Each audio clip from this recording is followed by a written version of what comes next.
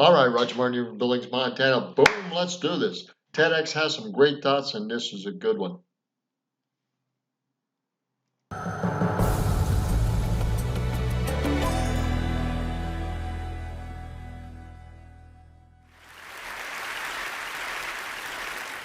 I'm really excited to share with you some findings that really surprised me. Now, I don't know who Bill Gross is, but we're going to find out. This was done on June 1st, 2015. Had over 3 million views. Wow. Wowzer. About what makes companies succeed the most. What factors Vancouver, BC. actually matter the most for startup success. I believe that the startup organization is one of the greatest forms to make the world a better place. If you take a group of people with the right equity incentives and organize them in a startup, you can unlock human potential in a way never before possible. You get them to achieve unbelievable things. But if the startup organization is so great, why do so many fail? That's what I wanted to find out. I wanted to find out what actually matters most for startup success. And I wanted to try to be systematic about it, avoid some of my instincts and maybe misperceptions I have from so many companies I've seen over the years. I wanted to know this because I've been starting businesses since I was 12 years old, when I sold candy at the bus stop in junior high school, to high school when I made solar energy devices, to college when I made loudspeakers, and when I graduated from college, started software companies. And 20 years ago, I started Idealab, and in the last 20 years, we started more than 100 companies, many successful. Okay, Ideas Lab, he started over 100 companies. Many were successful, many weren't. Interesting. That's who this Bill Gross is. Successes and many big failures. We learned a lot from those failures. So I tried to look across what factors accounted the most. What do we learn from our failures, our mistakes, our weaknesses and inabilities? What do we learn from them, as well as our successes? It takes both. For company success and failure. So I looked at these five. First, the idea. I used to think that the idea was everything. I mean, I named my company Idealab, and how much I worship the aha moment when you first come up with the idea. But then over time, I came to think that maybe the team, the execution, adaptability, that mattered even more than the idea. I never thought I'd be quoting boxer Mike Tyson on the TED stage, but he once said, "Everybody has a plan until they get punched in the face." And I think that's so true about business as well. So much about it. Yeah, you will get punched in the face, and maybe other spots too, with your business.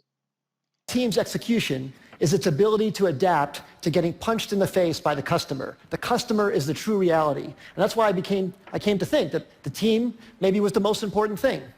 Then I started looking at the business model. Does the company have a very clear path generating customer revenues? That started rising to the top in my thinking about maybe what mattered most for success. Then I looked at the funding. Sometimes companies received intense amount of funding. Maybe that's the most important thing. And then of course the timing.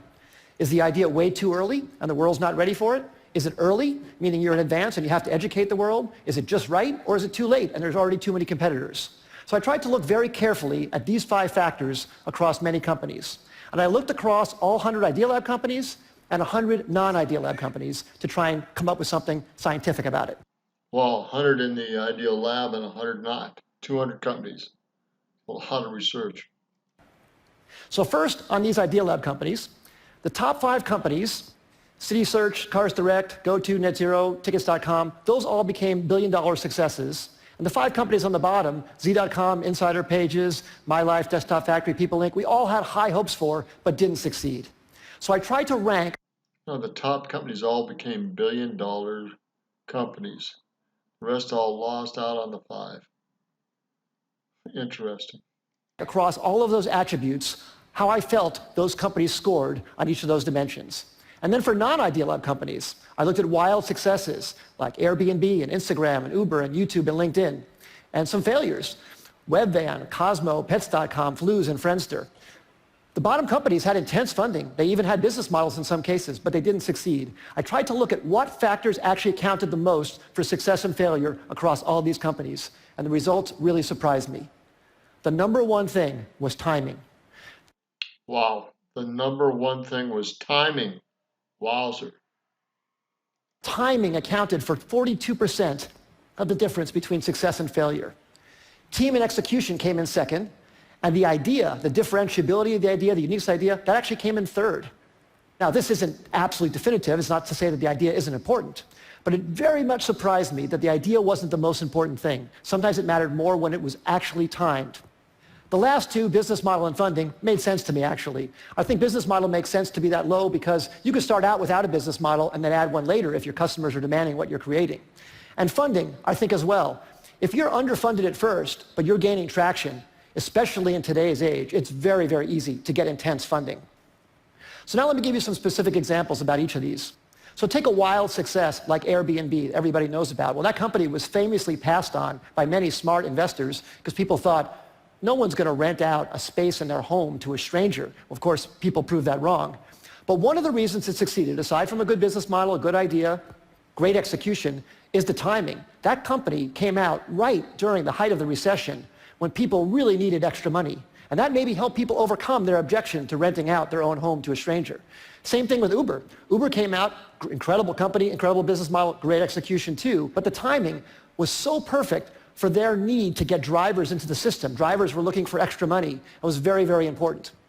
Some of our early successes, CitySearch came out when people needed web pages. GoTo.com, which we announced actually at TED in 1998, was when companies were looking for cost-effective ways to get traffic. We thought the idea was so great, but actually the timing was probably maybe more important. And then some of our failures. We started a company called Z.com. It was an online entertainment company. We were so excited about it. We raised enough money. We had a great business model. We'd even signed incredibly great Hollywood talent to join the company.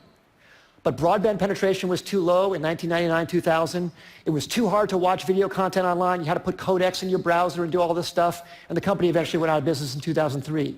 Just 2 years later, when the codec problem was solved by Adobe Flash, and when broadband penetration crossed 50% in America, YouTube was perfectly timed. Great idea, but unbelievable timing. And in fact, YouTube didn't even have a business model when it first started. It wasn't even it was certain that that would work out. But that was beautifully, beautifully timed. So what I would say in summary is execution definitely matters a lot. The idea matters a lot, but timing might matter even more. And the best way to really assess timing is to really look whether consumers are really ready for what you have to offer them. And to be really, really honest about it, not be in denial about any results that you see. Because if you have something you love, you want to push it forward. But you have to be very, very honest about that factor on timing. As I said earlier, I think startups can change the world and make the world a better place.